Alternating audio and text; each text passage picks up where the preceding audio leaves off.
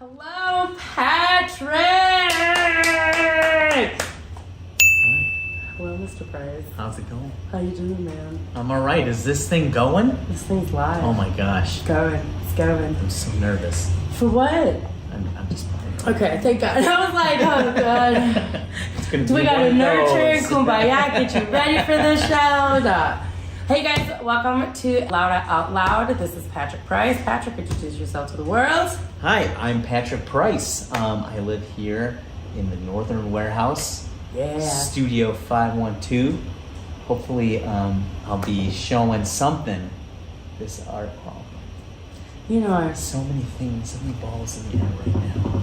Gotta just gotta catch one, catch one. bring it down, you know, Catch as many as I can. as you can. Yeah. Yeah. Oh my gosh. Anyway, Patrick Price is a sculpture artist, and he's also a painter, and he's a woodworker. Tell me about your art. Tell me how you got into this, and also what did you bring for us today? Well, yeah. So that's a few questions. I guess I Start with brought the first one. the first one. How did I get into this whole art thing? Yeah.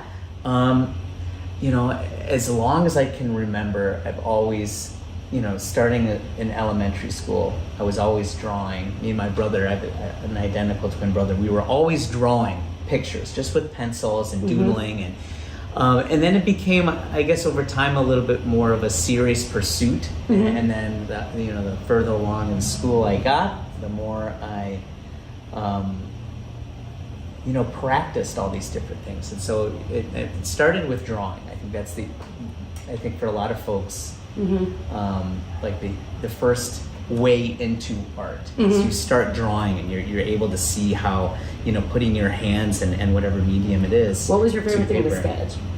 It was always monsters. Really? Yeah, I don't know if this was just like, like the boys always drew monsters. My brother was like really good at drawing like literally demons and monsters. I think mine was, a little kind of like, I was interested into fantasy and Dungeons and Dragons and stuff. So often it was, monsters. The romantic gestures of fairy tales.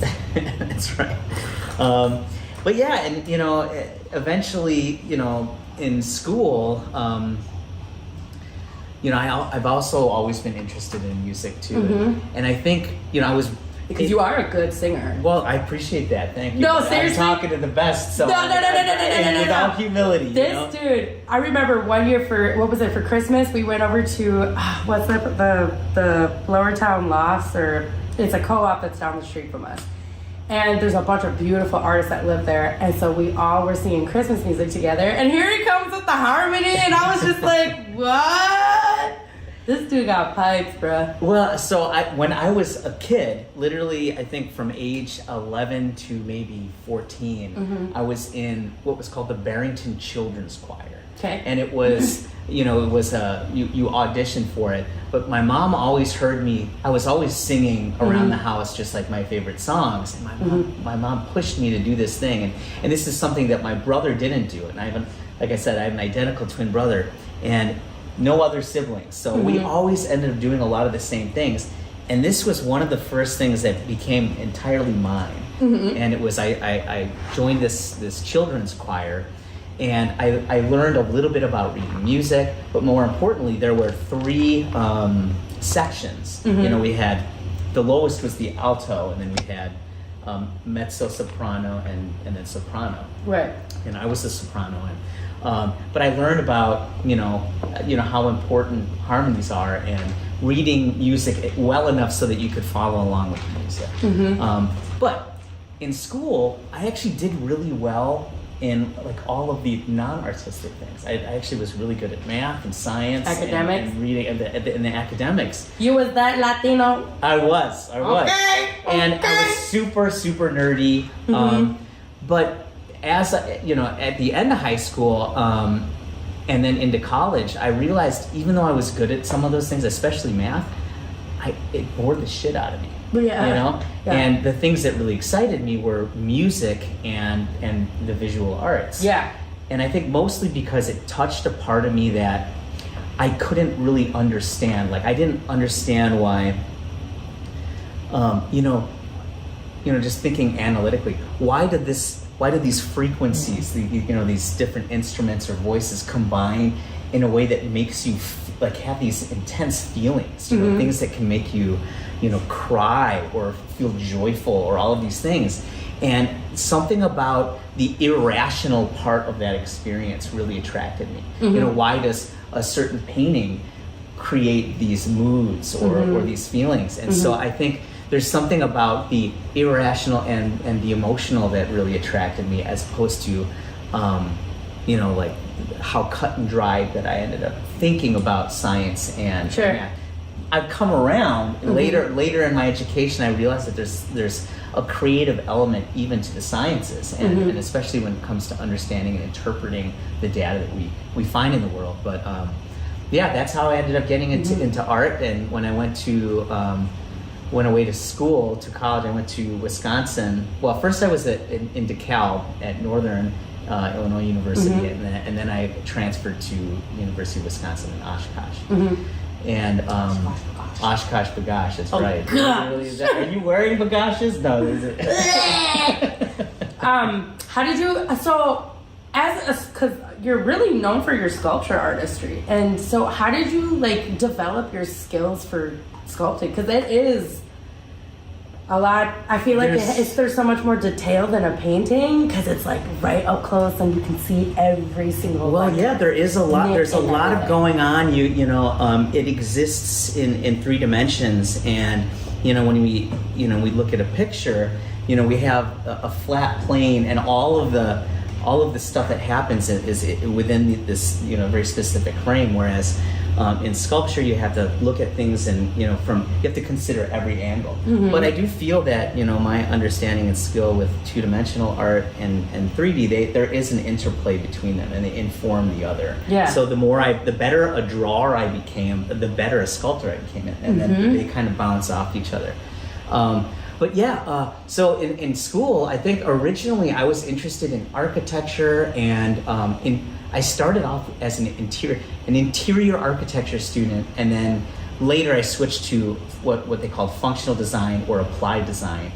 And I guess there was a part of me that was trying to negotiate between being creative, but also, well, shoot, I need a job, and trying to the money part. Yeah, the money part. That's always the hard part.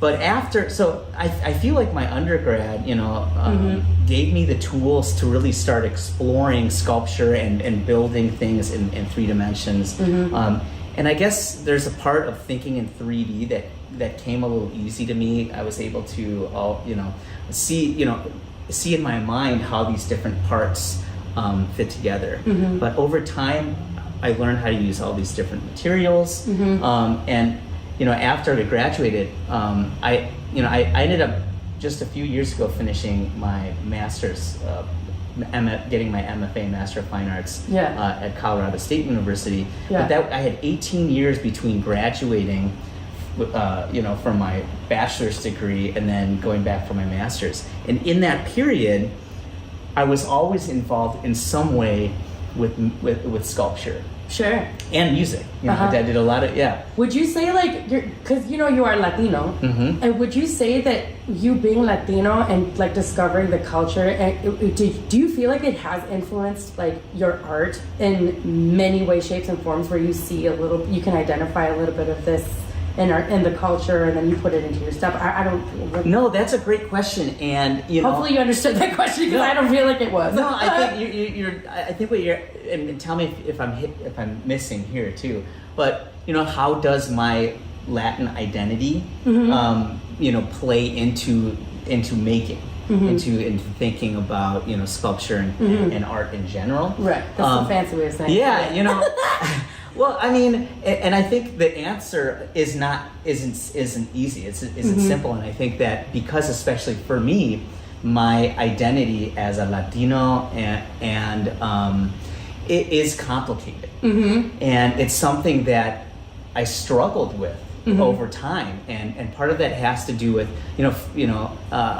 my mother's from Ecuador, and she's from Quito. She came to the United States when she was 19 years old, and my father was American of Welsh descent, Although that story is also complicated because he was born in Belgrade.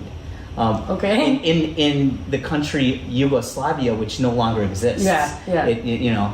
I think Belgrade is now in Serbia, but that whole country Yugoslavia fragment, broke up into other, these other countries. Isn't that like now considered the Czech Republic? No. So Belgrade is now part of Serbia, and I think now I'm going to sound super ignorant, but we can always look at them. We can always look at Google. Let's look at Belgrade. What countries did Yugoslavia break up into? But yeah, so my dad was born in 1927. Oh, wow. So my twin brother and I were born when he was 50.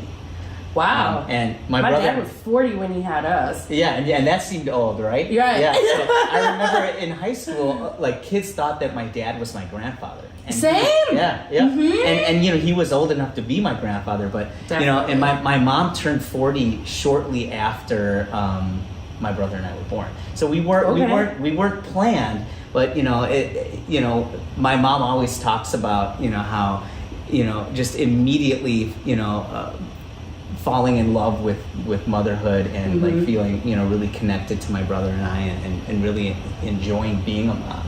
But it wasn't necessarily part of the plan. But my brother and I were born in Switzerland, so it's really interesting how some of these stories, my family stories, echo. So on my dad's side, my dad was born in Belgrade when it was still part of Yugoslavia in 1927, and but he he grew up in Belgium and in France, in Brussels and in Paris, in boarding schools. Okay. And the reason my dad was born in Belgrade was my grandfather was a diplomat. I think his title was vice consul of what exactly? That's a little foggier for me. Sure. But he was operating in the interest of the United States, and at the time, so my grandfather married a Russian who was fleeing one of these civil wars that was happening. And I think it was literally the Bolshevik Revolution that was happening. And so that's, why my dad was born in Belgrade, was raised in Europe. But then when my grandparents moved back to the United States, they moved back when my dad was like 14. And then he went to a military academy. And then when he graduated from the military academy, they call it the West Point of the Midwest. It's called Culver Academy. And he went, because he spoke fluent Russian, French, and all these different languages by the time he finished high school. He was investigating the Russian involvement during the Nuremberg War trial. So he was an intelligence officer when he was like 19 and 20 years old. Oh my God. Which is crazy. That's insane. Do you speak any of the languages? I understand a little bit, a little bit of Italian, a little bit of French and stuff like that, but mostly I ended up, speaking and hearing some Spanish growing up, but I actually went to school to like learn really how to speak it more properly and read and write it. And I think for that reason, I feel connected to that side of my family. And my whole mom's side of the family is in South America. I do have a cousin that lives in New York City, and I have so most of my cousins and my aunts live in Quito in Ecuador, but I have some family also, 3 cousins now that are in Chile. What's so funny is because you have a twin brother, it kind of reminds me of that movie, The Boondock Saints, where the 2 brothers learned all these languages, and they're in this like interrogation room with Willem Dafoe. I can't remember what his character's name is, but he plays like a super like feminine gay cop, and he's just like, I will take sugar with my coffee, kind of like shit like that. I saw that movie way back. I gotta so good. Again. Yeah. But they were in this interrogation room with William Dafoe, and he said they were just speaking all these languages with each other, and like speaking Italian, speaking French, speaking Russian, speaking there was another language that they were speaking, Spanish. They even spoke Spanish too. And so I thought it was just so funny because like you talking about that, how interesting that there are actually characters out there that you could relate with. And it was wild. Like growing up, my dad would, we'd go to like a coffee shop or something, and he'd like start speaking French with absolutely perfect. Or dialect and different. Just somebody that he knew that he had met because of that connection. And he was, he was an extrovert in so many ways, and he operated in many different roles that he took in his life. He was, it was always about communication, and he was really good at communicating with people. And part of it was language, but also I think just understanding where people were coming from, because he lived everywhere. He should have been in sales. He could have sold your art around the world. Well, you know what I mean? It was something better in the sense. So after serving for the state, he served for a precursor of the CIA called the Counterintelligence Corps. Okay. Which is pre-CIA. But after that, his life's work really was with Rotary International. So you've probably heard of like the Rotary Club, right? But this was the international group, and really they're a humanitarian organization. And what he was really involved with for much of his life was something called Polio Plus. Okay. And what that program did was, once the polio vaccine was developed, Rotary helped create infrastructure and raise money for underdeveloped countries to distribute this vaccine all over. Yeah. So he lived in North Africa and I believe in Egypt, in Ethiopia, and Kenya, helping to develop this vaccine, infrastructure to distribute this vaccine, because these first world countries obviously have the resources so that everybody was able to get inoculated, and but largely because of some of these efforts that Rotary was involved with, like polio was eradicated around the world, and this was something that could kill you, paralyze you, disfigure you, like your limbs could become, I have a cousin in Corpus Christi who has polio, so and she has to walk with her arm canes and everything. It's humbling to watch it, but she still goes through like every day. Yeah. It's like a routine for her. Yeah. She don't give a damn. She's still just going out there and doing her shit, driving vehicles. I'm like, don't crash, but like I love you. Take care of yourself. It's wild. Yeah. Yeah. So I think that's something that kind of rubbed off was this idea that, and I think this is where it plays into my artwork, is this idea of, all these different human stories. Everybody has a different story, and there are things that all of us can relate to, and there are things that might seem alien. But once you get to understand another person's experience and realize that the world is a much bigger place than maybe your little bubble, and then venturing out in the world and actually seeing some of these things firsthand, I think is really important. And well, that's why I wanted to do this podcast, because I was like, there are so many cool artists in this building who have such amazing stories to tell. And I'm like, what a great opportunity to be able to talk about your life like that, or your lives, and see where you came from to where you flourish now and to where you're going. You know what I mean? It's the perfect platform for everyone. But anywho, so the best piece you've created, this is what you brought today. So well, it's something that could fit here. A lot of my work is huge. It's big. It's not really easy to move. Yeah. But this is some of my most recent work, and it's it's a little bit less based in theory, and it's a little bit more in material, and you can see that there's like a number of there's different colors. So this is a resin casting. Okay. So this is epoxy, and you'll notice that there's some translucency and different colors and stuff. Yeah. But there's also this element in the middle that was actually designed in a 3D modeling program called ZBrush. Okay. And so is this wood? No, so this is it's called PLA. It's like plastic. Like have you ever? It's a 3D. Have you seen a 3D printer before? I'm not. It's so you got to. I'll show you sometime. Okay. I have a 3D printer that you essentially can design something in a 3D modeling program. I use ZBrush, and you can bring it to another program that takes that model and turns it into something that you can print in 3D. And so it's like essentially this filament of plastic that it melts and extrudes to this little nozzle, and it essentially just layer by layer builds up whatever it is that you've designed. And so that's what this is. It's been painted, but for this particular project,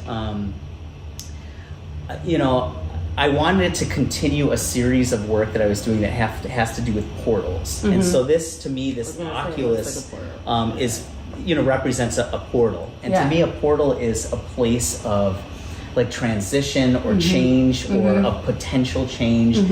And so it's this idea that either looking through or going through these portals kind of focuses intention in a way that makes you either more self-aware or, if you have a specific goal in mind, I think it helps make these things that exist just in imagination or in potential into seeming or becoming more real. Right. If that makes any Right. sense. Yeah. So this is also to the unknown.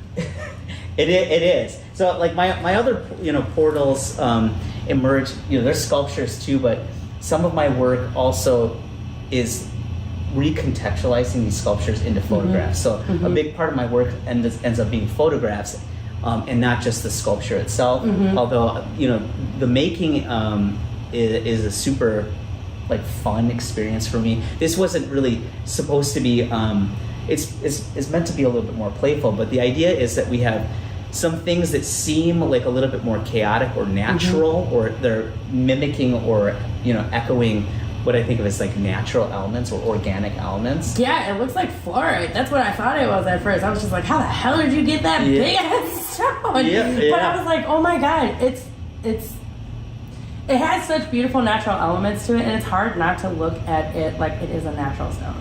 Yeah, and It's so hard not it's to look actually at it literally so the way that this is made is I literally using clay. Well, first I build like an armature or a structure that'll hold clay, and then I sculpt the clay like just like ceramic clay that some people fire and then it's just using tools in my hands. I create the shape, and then there's a whole other process where I have to make a mold. So I cover this whole, or the original, which was in clay, with silicone, and then I create a structure that holds that silicone in place. So that after I take it apart, I've got this hole that I can pour layers of resin in, and as I'm pouring these different layers of resin in, I can add pigments. And that's where you can see these different colors. Oh yeah.